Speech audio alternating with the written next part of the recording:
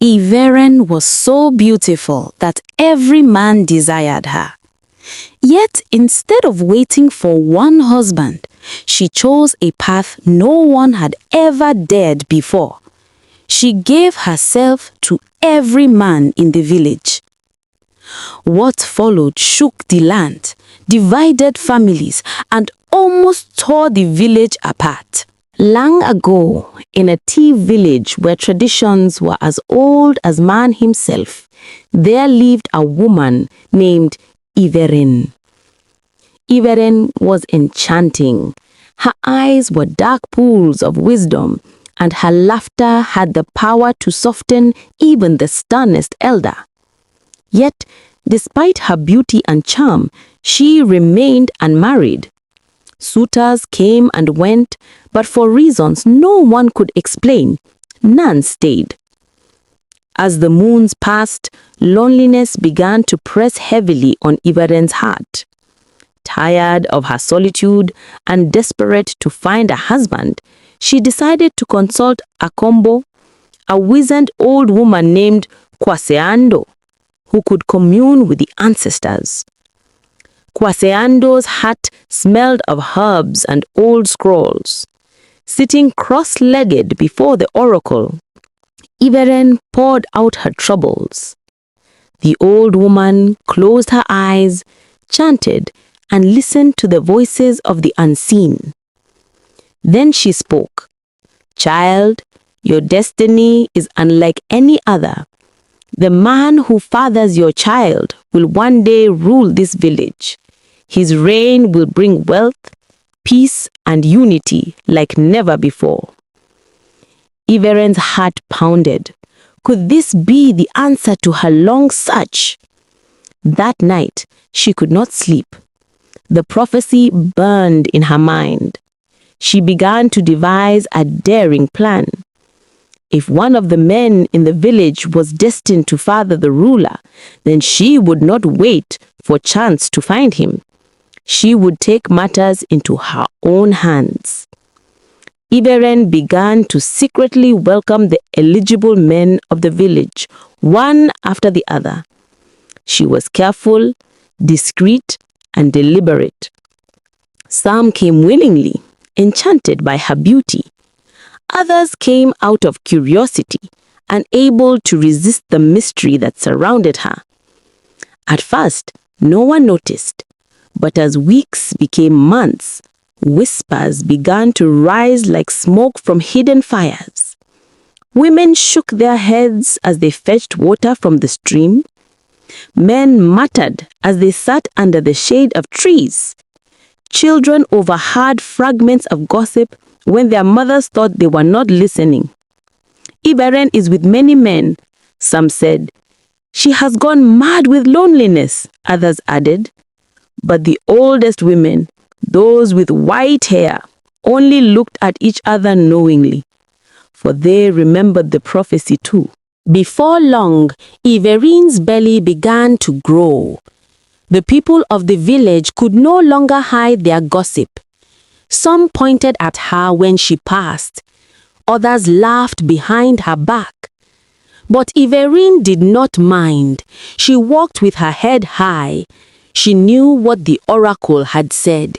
She knew the child inside her was special. When the time came, Iverin gave birth to a baby boy. He was strong and healthy, with bright eyes. She named him Tekuma.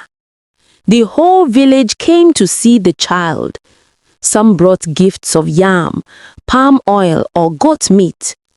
At first, everyone rejoiced, but very soon joy turned to trouble.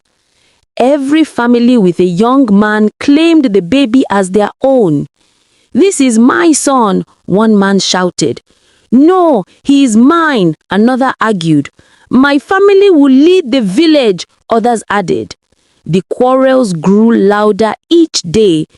The elders gathered. The women whispered. The warriors sharpened their spears.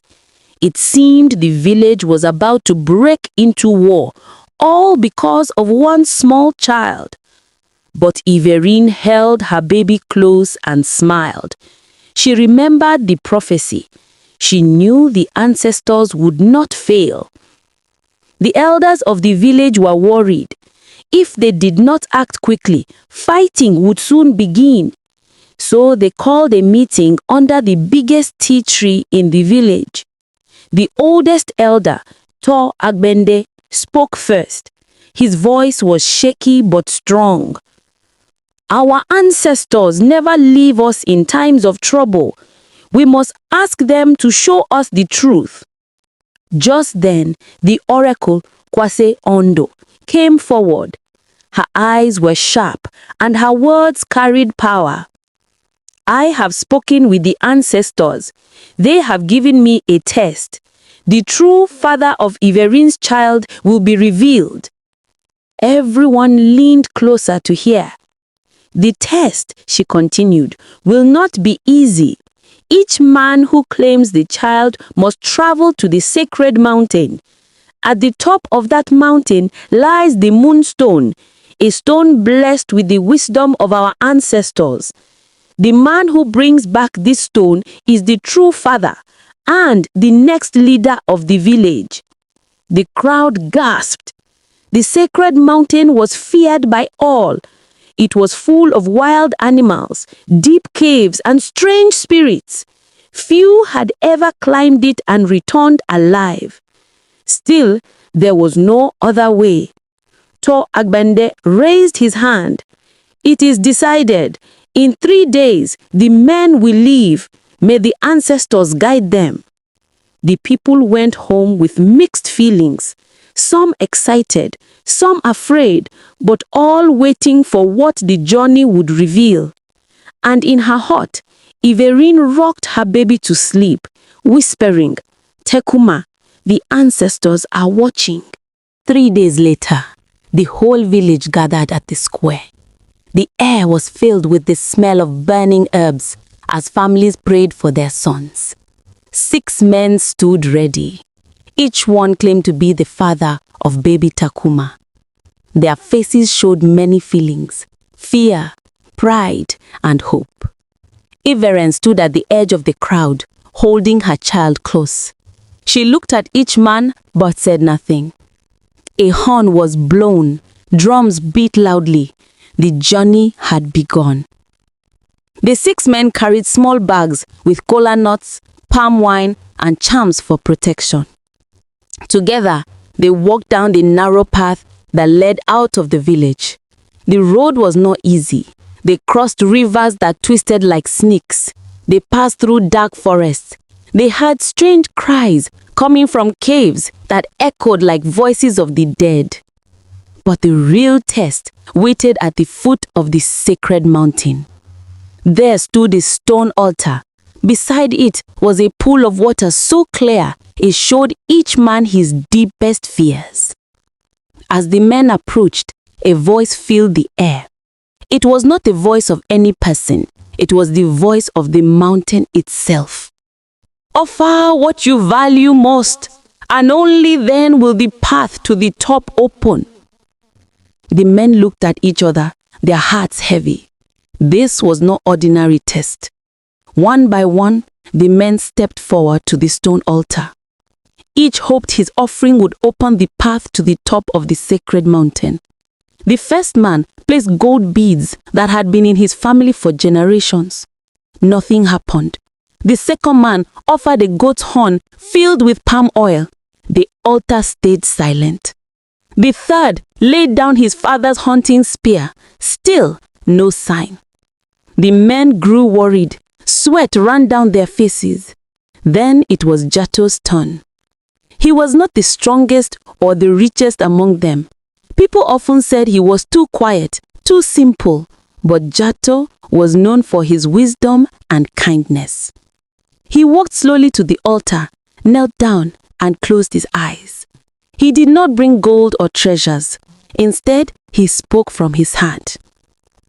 Ancestors, I have nothing greater to give than my prayer. I pray for Iveren. I pray for her child. I pray for our people. May we find peace. When his words ended, the altar began to glow. A soft light spread across the stones, and the path to the peak slowly opened before them. The other men were shocked.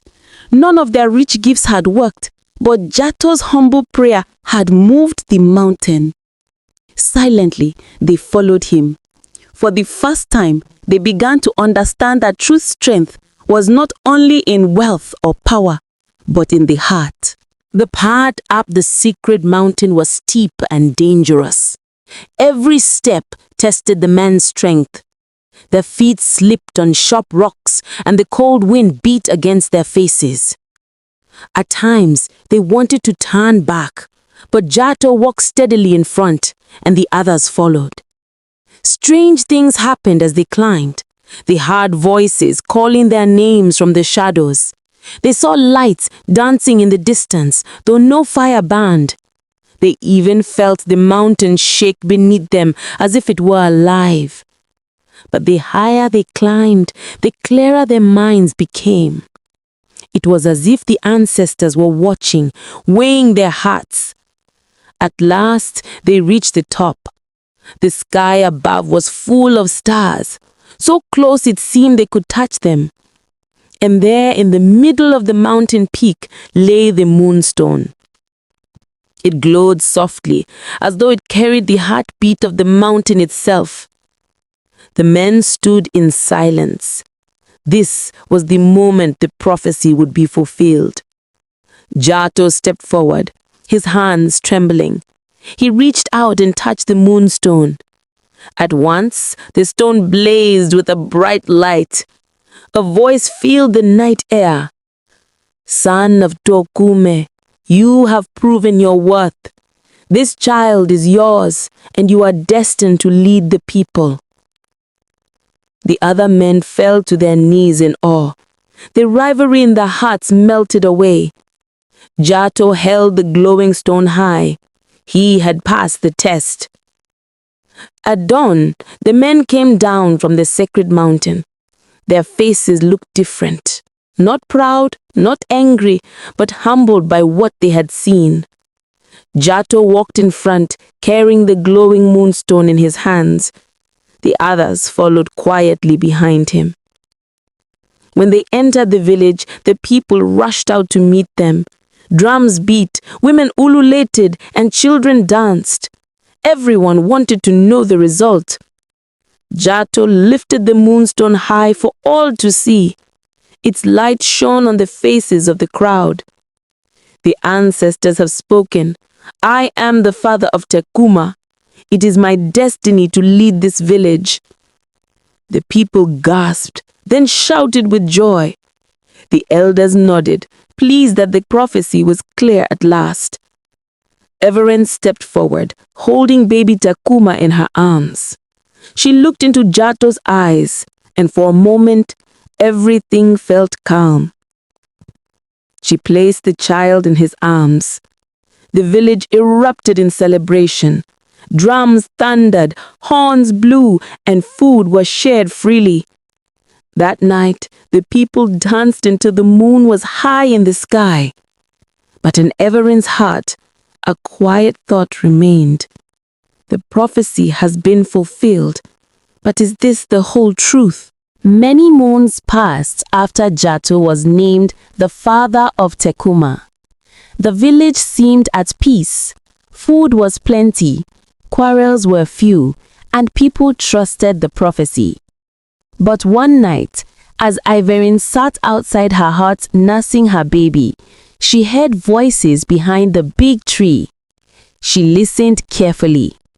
It was Jato, and with him was the oracle, Kwaseaundo. "You have done well," Kwaseaundo whispered. "The people believe you. The prophecy looks fulfilled." But Jato's voice was heavy with worry. "My heart is troubled, Kwaseaundo. I am raising a child that is not truly mine. We have deceived the people who trust us." "Ah," Kwaseaundo replied calmly. "But you will be a wise and kind ruler. Is that not what the village needs? This is a good lie, a lie that helps everyone." Iverin's chest grew tight. Her hands shook as she held Tekuma closer. She had just heard the truth. Jato was not the real father of her son.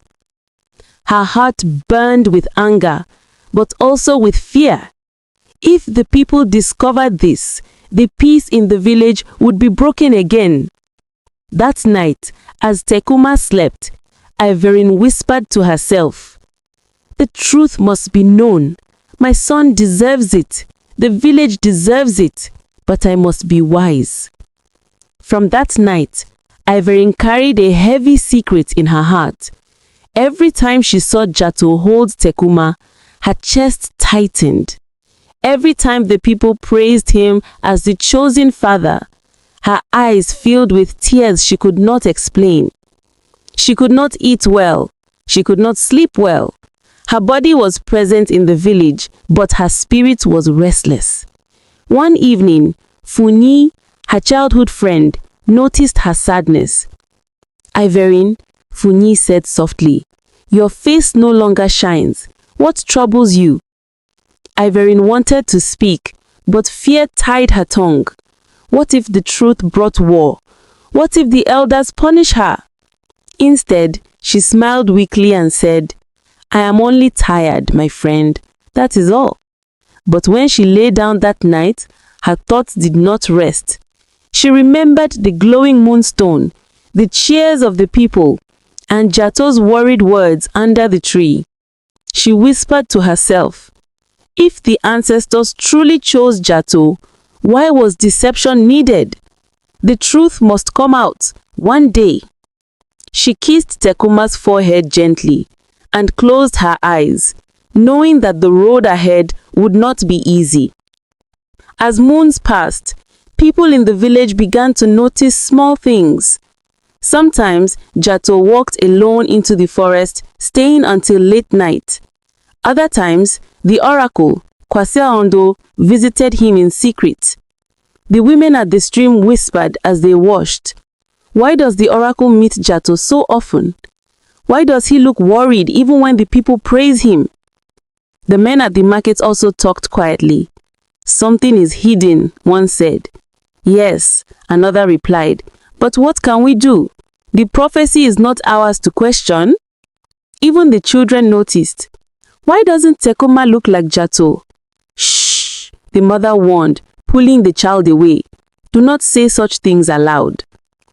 Iverine heard all these whispers. Each one pressed heavier on her heart.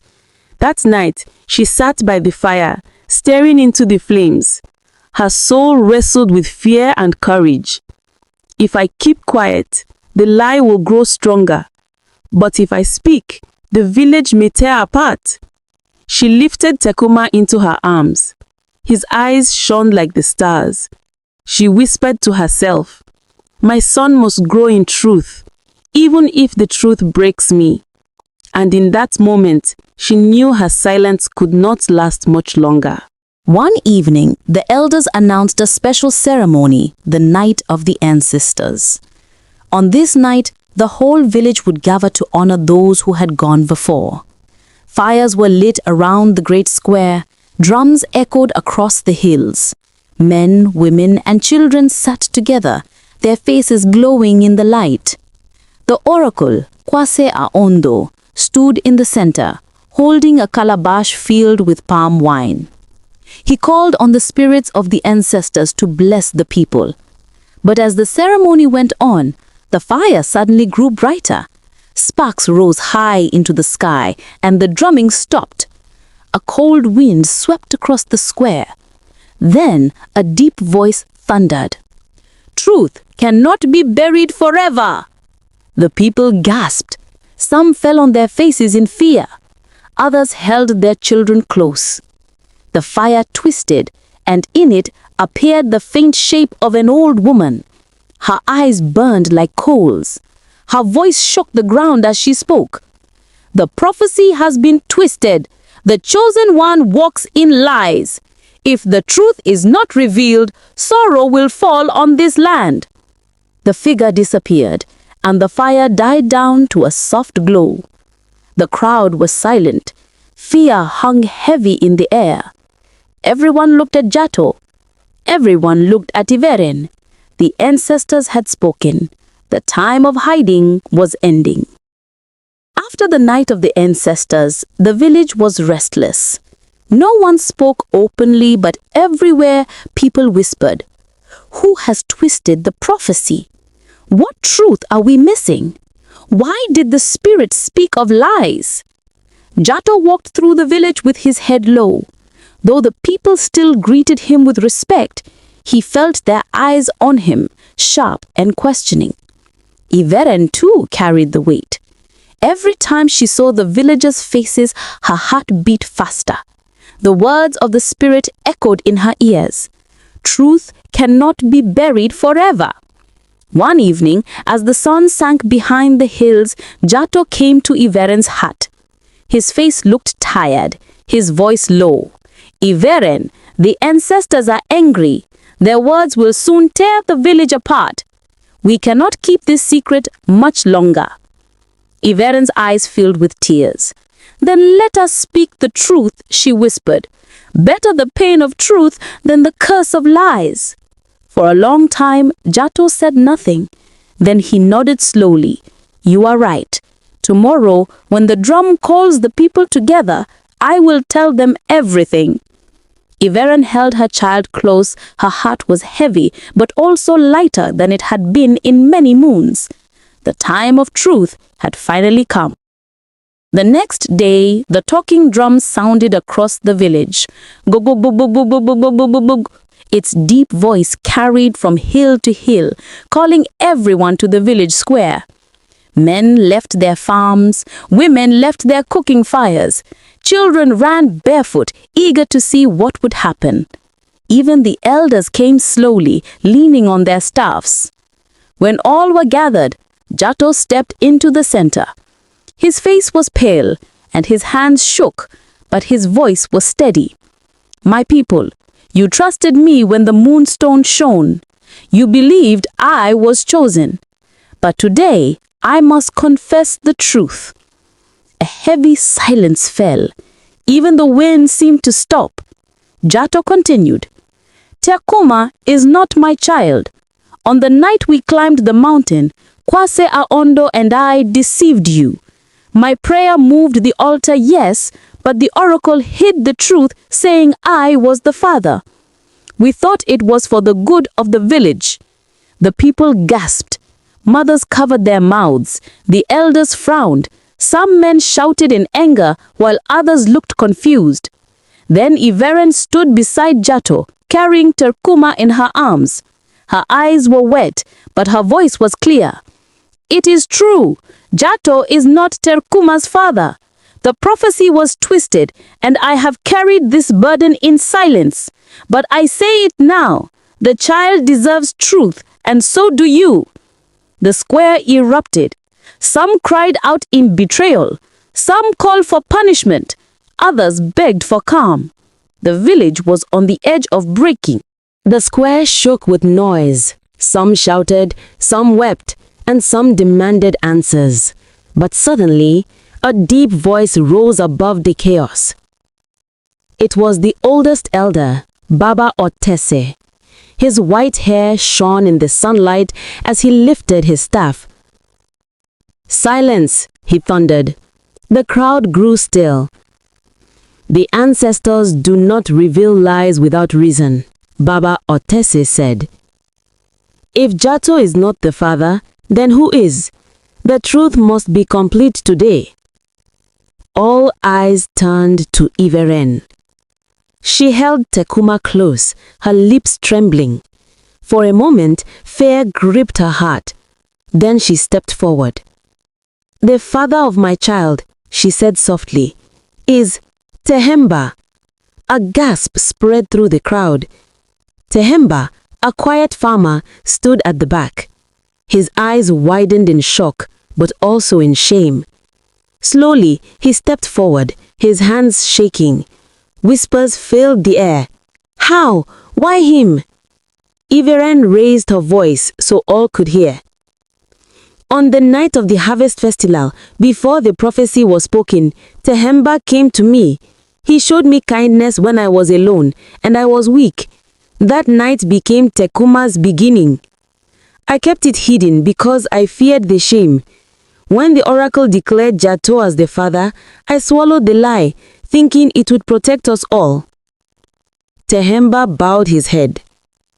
Iveren speaks the truth. I am Tekuma's father. I should have spoken long ago, but fear closed my mouth. The people murmured. Some nodded in relief that the truth was finally clear. Others muttered in anger at the great deception. The oracle, Gwasea Ondo, tried to defend himself, but the crowd shouted him down. You tricked us! You twisted the prophecy! Baba Otese raised his staff again. Enough! The ancestors warned us, and now the truth is before us. We must judge wisely. The child is innocent. He must not carry the weight of our sins. The square fell silent. The truth had come out, but the fate of Jato, Iveren, and Tehemba still hung in the air. The whole village waited as Baba Otese and the other elders whispered among themselves. The air was heavy, even the birds seemed to stop singing. At last, Baba Otese lifted his staff. His voice carried across the square. My people, the truth has been revealed. Jato is not the father. Tehemba is. Iveren hid her shame, and Gwasea Ondo twisted the prophecy. But let us not forget, the child, Tekuma, is innocent. He turned to the crowd. Shall we destroy ourselves with anger, or shall we learn from this? The people muttered, but slowly they nodded. They had suffered enough lies. The elders gave judgment. Gwasea Ondo, the oracle, was stripped of his title and sent away from the village, never to deceive again. Jato was spared punishment, for though he kept the lie, he had led the people with kindness. Tehemba was commanded to take responsibility as Tekuma's father, standing openly before all. And Iveren was forgiven, though warned never to hide truth again, for her silence had almost brought ruin. That night, no drums were beaten, no feasting was done. The people sat quietly, each person thinking deeply. Iveren held Tekuma close, whispering, My son, you were born under the shadow of lies, but from today you will grow only in the light of truth. The story of Tekuma became a lesson for generations. Lies may shine for a season, but truth will always rise like the sun. And the village never forgot.